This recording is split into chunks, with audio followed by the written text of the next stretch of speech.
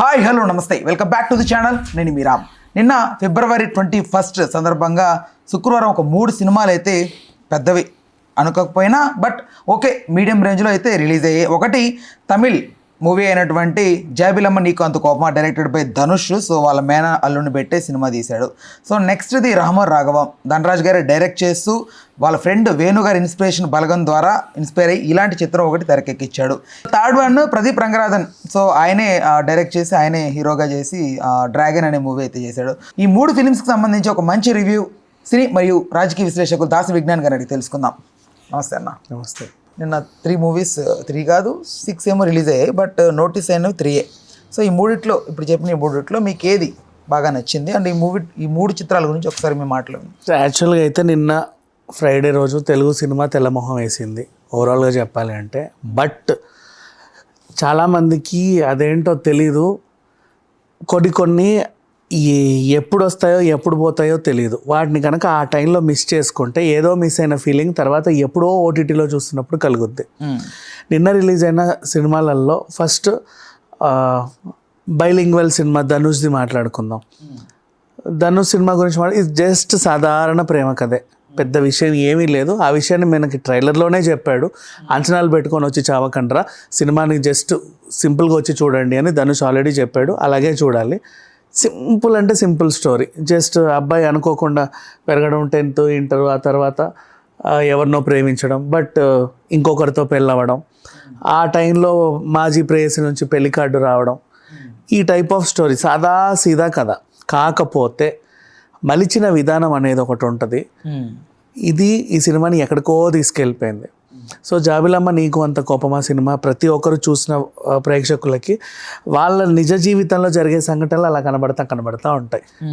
అంత న్యాచురాలిటీకి చాలా దగ్గరగా తీశారు. అండ్ ఈ సినిమా తెలుగులో ఎలా ఆడుతుందో నాకు నిజంగా తెలియదు, తమిళ్లో ఎలా ఆడుద్దో కూడా నాకు తెలియదు. బట్ మనస్ఫూర్తిగా నేను చెప్పేది ఏంటంటే ఖచ్చితంగా ఒకసారి చూడండి. సినిమాలు చూస్తేనే అర్థమవుతుంది. ఎప్పుడో ఓటీటీకి వచ్చినప్పుడు అనవసరంగా ఫీల్ అవ్వద్దు ఎందుకు మిస్ అయ్యామా ఇలాంటివి అని. Such a beautiful cinema. Next మళ్ళీ ఇంకొకటి రామం రాఘవం గురించి మాట్లాడుకోవాలి. ఈ మధ్య కాలంలో చాలా మనం ఓటీటీలోనో లేకపోతే థియేటర్లో చూసిన సినిమాలే క్రైమ్ స్టోరీస్గా వస్తున్నాయి. మొన్న కూడా కుక్కర్లో ఉడకబెట్టిన కేసు, మీర్పేట కేసు ఏమో సూక్ష్మదర్శిని అనే సినిమాకి కొంచెం అటు ఇటుగా ఉండడం, ఇలాంటివన్నీ చూసాం మనం. అంటే ఆ సినిమాలు చూసి వాడు కథ చెప్పాడో ఏంటో తెలియదు కానీ మొత్తానికైతే అలా జరిగింది. మళ్ళీ నిన్నగాక మొన్న మేడ్చల్లో ఒక తమ్ముళ్ళు కలిసి ఒక అన్నని తెగనరికి చంపారు. ఆ వార్త బాగా వైరల్ అయింది. అది ఎందుకు జరిగింది అంటే యాక్చువల్గా దీంట్లో ఒక స్టోరీ. వాళ్ళ నాన్నది గవర్నమెంట్ జాబ్, గున్యా అనుకుంటా ఆయన పేరు ఏదో ఉండింది, గవర్నమెంట్ జాబ్, ఇది ఆర్టీసీ జాబ్. తండ్రి తర్వాత ఆ జాబ్ నాకే వస్తుంది కదా, ఇంకెంతకాలం ఉంటుంది ఆయన సర్వీస్ అన్నట్టుగా, ఎలాగో నాకు గవర్నమెంట్ జాబ్ రాబోతుంది 2 ఏళ్లలో 3 ఏళ్లలో, ఏది ఆ ఒకటి అడకులు ఆఫ్టర్ 1 year ఐల్ బి ఎక్కింగ్ లాగా వాడు విచ్చలవిడిగా తిరగడం స్టార్ట్ చేశాడు. అలా ఈజీ మనీకి అలవాటు పడ్డాడు, అప్పులు చేశాడు. ఇక మొత్తం కెరీర్ అంతా సర్వనాశనం చేసుకొని తాగుడికి బానిసయ్యి లాస్ట్కి ఎక్కడికి వెళ్ళిందంటే అది ఈ తండ్రిని కూడా చంపేస్తే ఆ జాబ్ నాకే వస్తుంది కదా, ఇంకెంతకాలం వెయిట్ చేయాలి, ఈ అప్పులన్నీ కట్టాలంటే వీళ్ళేమో మీద పడుతున్నారు, ఇంకెప్పుడు వస్తుందిరా నీకు జాబ్, ఇంకెప్పుడు వస్తుంది నీకు జాబ్ అని. వీడిని ఇప్పుడే చంపేసి ఆ జాబ్ నాకు వస్తుంది కదా అనుకున్నాడు. ఇంట్లో ఆడవాళ్ళని, తల్లిని, చెల్లిని కూడా చాలా నీచంగా చూశాడు. Real story Medchal. సో అది వేరే బాబాయ్ కొడుకు సొంత తమ్ముడు భరించలేక అతన్ని చంపేశారు. ఇకపోతే రామం రాఘవం విషయానికి వస్తే తండ్రి సచ్ ఏ బ్యూటిఫుల్ సోల్. అంటే ఇప్పుడు ఫర్ ఎగ్జాంపుల్ మనకి సీతం వాకిట్లలో ప్రకాష్ రాజ్ క్యారెక్టర్ ఉందా, ఆ క్యారెక్టర్ ఎంత మంచోడు. అండ్ తారక రాముడు సినిమాలో మన శ్రీకాంత్ ఉన్నాడా, ఆ క్యారెక్టర్ ఎంత మంచోడు. ఈ 2 క్యారెక్టర్లకి ఒక 100 మంచోడు అనమాట ఈయన, అంతకు మించి. అండ్ ఊరికే నువ్వు ఏదైనా ఇచ్చినా కూడా తీసుకోడు. 1 రూపాయి అయినా తన సంపాదనలో తనే తిని తృప్తి పడదాం అనుకునే ఒక మంచి ఉద్యోగి. అసలు వీళ్ళందరూ దేనికి పనికిరారు, ఆ రేంజ్ అనమాట. అంత నిజాయితీ గల వ్యక్తి. సో అంత నిజాయితీ గల వ్యక్తి పిల్లలు కూడా చాలా డీసెంట్గా ఉంటారు. ఎంసెట్ ర్యాంకరో లేకపోతే స్టేట్ ఫస్టో అట్లా వచ్చుకుంటూ మంచి డాక్టర్ అవ్వాలా, ఇంజనీర్ అవ్వాలా అనుకుంటారు. కానీ ఇతని కొడుకు ఏంటంటే దరిద్రుడు, నీచుడు, దుర్మార్గుడు అనే పదాలు కూడా చాలా తక్కువ. నువ్వు ఒరే నీచుడా అంటే నిజంగా నీచుడు కూడా ఫీల్ అవుతాడు, ఒరే నేను వాడిని నాతో పోలుస్తావేంటి అని. నువ్వు దుర్మార్గుడు అంటే నిజంగా దుర్మార్గుడు ఫీల్ అవుతాడు, వీడిని నాతో పోలుస్తావేంటి అని. అంత నీచుడు, దుర్మార్గుడు అనమాట. సపోజ్ ఒక ఆ నేమ్ ఉంది అనుకోండి, ధనరాజ్ గారు, నువ్వు మనిషివా ధనరాజువా? అంతకు మించి ఆ ధనరాజు కూడా ఫీల్ అవుతాడు, వీడిని ఈ క్యారెక్టర్ని నాతో పోలుస్తున్నావేంటని. అంటే అంత నీచమైన క్యారెక్టర్ కొడుకుది. విచ్చలవిడిగా తిరిగేస్తూ ఉంటాడు, అన్ని అలవాట్లు ఉన్నాయి, ఈజీ మనీకి అలవాటు పడ్డాడు, ఊరంతా అప్పులు, అందరి మీద పడ్డాం, ఏం చేయాలో అర్థం కాదు. అనుకోకుండా ఒక ఉచిత సలహా ఏమొచ్చిందంటే, మీ నాన్న పోతే ఆ జాబ్ నీకు వస్తుంది అని వస్తుంది. తండ్రిని చంపేద్దాం అనుకుంటాడు. అలాంటి క్యారెక్టర్ ఇతంది. అండ్ అంతకుముందు జరిగే పరిణామాలు ఎలా ఉంటాయంటే, అసలు ఈ రావడానికి కారణం ఇలాంటి వాడు ఇంత నీచుడు, వాళ్ళ తండ్రి సంతకాన్ని ఫోర్జరీ చేస్తే ఎక్కడి నుంచో 10 రూపాయలు వస్తాయని తెలిస్తే ఫోర్జరీ చేస్తాడు. ఆ మచ్చ ఈ తండ్రికి వస్తుంది. పుట్టినప్పటి నుంచి ఏ మచ్చ లేకుండా పెరిగిన ఆయన సడన్గా ఇది వచ్చేసరికి ఆయన కూడా తల్లరిల్లిపోతూ ఉంటాడు. ఇట్లాంటి భావోద్వేగాల మధ్య జరిగినటువంటి స్టోరీ ఇది. అసలు అందరూ నిజంగా 3 ఏళ్ళ పిల్లోడి దగ్గర నుంచి 3 కళ్ళ ముసలిదాని వరకు అందరూ చూడాల్సిన సినిమా, అందరికి కనెక్ట్ అయ్యేటువంటి సినిమా. నెక్స్ట్ యాజ్ యూజువల్గా ఈ సినిమా పక్కన పెడితే తర్వాత కంపారిటివ్లీ బలగం ఇది అంటే ఏదంటారు మీరు? బలగంకి దీనికి సంబంధం లేదులే. నెక్స్ట్ దీని తర్వాత బాపు అనే ఒక సినిమా రిలీజ్ అయింది, బ్రహ్మాజీ గారి. అది ఎలాంటి సినిమా అంటే తెలంగాణ యాసకు చెందినటువంటి సినిమా. తెలంగాణలో చాలా మందికి ఒక సెంటిమెంట్, పత్తి ఎక్కువగా పండిస్తారు ఇక్కడ, కాకపోతే ఒక చిన్న వాన వచ్చినా సరే ఆ పత్తి అడ్రస్ లేకుండా పోద్ది బేసికల్లీ. అటువంటి రైతులు చాలామంది ఏం చేస్తారంటే అప్పులు కట్టలేక, కౌలు తీర్చలేక, పొలం అమ్మలేక చచ్చిపోదాంలే అనుకునే వాళ్ళు ఉంటారు. ఆ టైప్ ఆఫ్ క్యారెక్టర్ అంటే అప్పులో వాళ్ళందరూ ఇంటి మీద పడతారు. బ్రహ్మాజీ చేశాడు ఆ క్యారెక్టర్. కొడుకు చేసిన ఒక చిన్న మిస్టేక్ వల్ల పత్తి పంట పాడైపోద్ది, ఆమెని తనకి వైఫ్. సో అలా సాగుతూ ఉంటే ఆత్మహత్య చేసుకోవాలనుకుంటారు. ఆమెని ఏంటంటే కొత్త సలహా ఇస్తుంది, మీ అయ్యని చంపేస్తే రైతు బీమా కింద డబ్బులు వచ్చేస్తాయి కదా, నువ్వు చావడం ఎందుకు అంటది. అవును ఇదేదో బాగుంది అని చెప్పి అతన్ని చంపడానికి ట్రై చేస్తారు. బట్ ఇదంతా సీరియస్గా నేను చెప్పినప్పటికీ కూడా కామెడీగా వెళ్తుంది. కంప్లీట్ మూవీ అంతా కామెడీగా వెళ్తూ ఉంటుంది.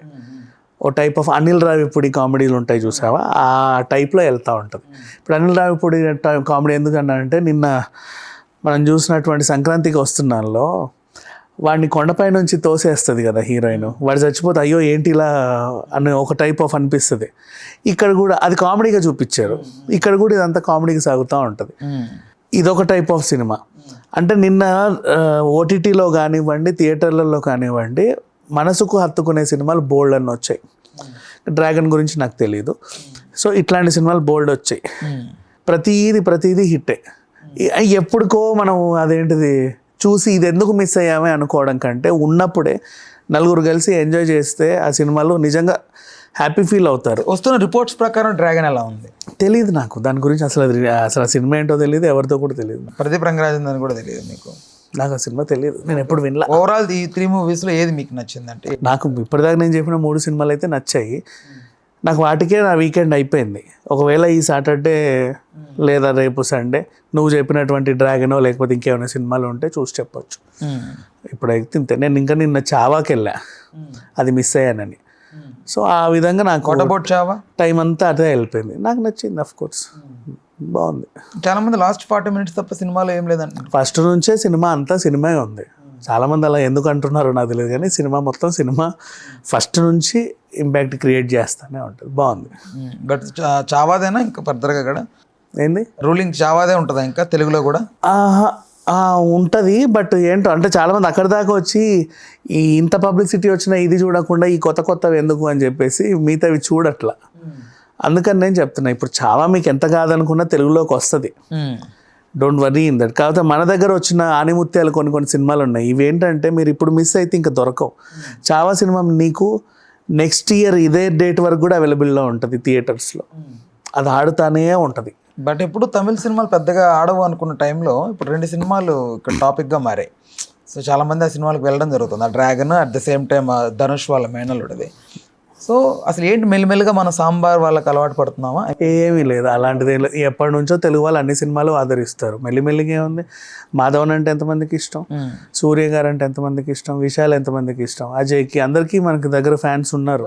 తెలుగు వర్సెస్ తమిళ్ అనేది ఎప్పటి నుంచో ఉంది, అది లేదు. కొంతమంది మొన్నట్లో పెట్టారు, బట్ చేసుకుంటుంటారు అటు ఇటు. అట్లా ఏం లేదు. మన వాళ్ళు ఎప్పుడు తమిళ వాళ్ళని ఎప్పుడు ఆదరిస్తూనే ఉంటారు, మన వాళ్ళలానే చూసుకుంటూ ఉంటారు. ఇప్పుడు కూడా అంతే, ఇది లేకపోతే అది, అది లేకపోతే ఇది. అప్పట్లో ఇప్పుడు ఫర్ ఎగ్జాంపుల్ ప్రేమించువా మల్లీశ్వరివే సినిమా ఏ పాటలోది, ఏ సినిమాలోది? మల్లీశ్వరివే మరో రాసేలా ప్రేమ, ఎగ్జాక్ట్ గుర్తులేదు నేమ్. ప్రేమతో ఏదో ఉంది, వాట్ ఎవర్ ఇట్ మే. ఆ సినిమా ఎంత పెద్ద హిట్. ఆ పిచ్చోడులా చేసేది భరత్. బట్ మన సినిమాలు అక్కడ పెద్దగా ఆడట్లేదు. వాళ్ళది చిన్న సినిమా అయినా మనం బాగా స్వీకరిస్తున్నాం. బట్ మనది మాత్రం వాళ్ళు, అది వాళ్ళ ఇష్టం అబ్బా.